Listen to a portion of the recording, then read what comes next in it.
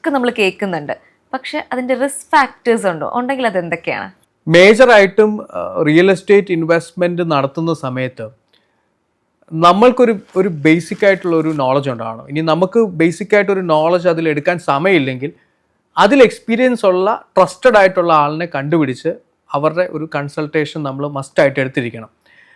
എപ്പോഴും നമ്മളൊരു property select ചെയ്യുന്ന സമയത്ത് ഞാൻ എപ്പോഴും പറയും, the main thing to look when you select a property is only one thing, that is location location location. ലൊക്കേഷനാണ് ഏറ്റവും വലിയ ഇമ്പോർട്ടൻസ്. അപ്പം നമ്മളൊരു പ്രോപ്പർട്ടി സെലക്ട് ചെയ്യുന്നതിന് മുമ്പേ ആ ലൊക്കേഷൻ്റെ ഒരു ഇമ്പോർട്ടൻസ് എന്താണ്, ആ ലൊക്കേഷനിൽ എത്ര ഇൻഫ്രാസ്ട്രക്ചർ ഗ്രോത്ത് വരുന്നുണ്ട്, ഈ കാര്യങ്ങളൊക്കെ നമ്മൾ പഠിക്കണം.